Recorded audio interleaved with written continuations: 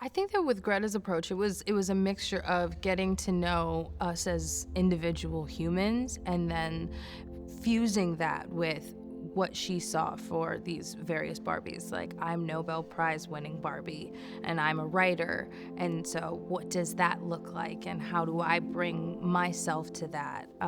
And just really being specific and intentional on little things. Plus, what's great about working with Greta is she's down for the back and forth. She's not like, this is who you are, this is how I want it, go. You know, it's like, what do you think? And for a director to ask you what you think just means the world to an actor. And to trust us with these characters and to say, hey, I hired you to do the job and I actually want you to do it. I don't want you to be a doll. I want you to be who you see this doll as being. And it just is like a great environment to work in. I was trying to work this out with Greta the other day, and I gave like a really bad elevator pitch, and she was like, I love hearing how people describe this movie because it's like a spaghetti bolognese, okay? Barbie is a spaghetti bolognese. It is all these different working parts that make into something that's really yummy and comfort foody.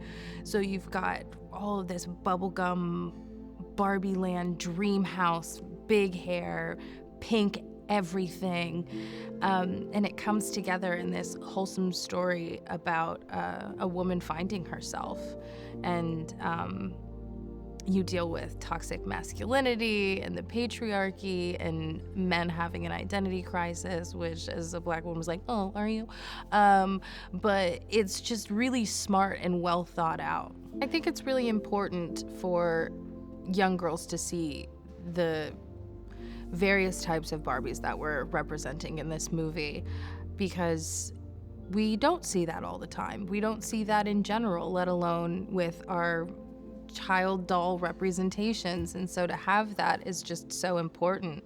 And for me, growing up in the 90s, like, yeah, we had like a couple of Black Barbies, but she was just like wearing a dress, you know? And to see Barbie Issa as president, you know, and to have me being a Nobel Prize winner, like, there's just something really great about that. To see a plus size Barbie, to see a Barbie who has who's an amputee, like, to see all of these different types of Barbies, it's really important because not every Barbie is the same Barbie and not every girl is the same girl. And to see yourself even in doll form, even on television, it really does change your perspective. Ryan is an incredible Ken. He is so funny. And like, I'm familiar with his work, of course, he's brilliant, but like, I feel like Ken really brought something out of him that is a total pleasure to watch, hands down. And he's really kind and really funny and kind of quiet, which I love. And he does his own thing and he keeps to himself, but he has just like these little like bursts of like comedic genius on set, and you're just like, I'm gonna write that in my notebook.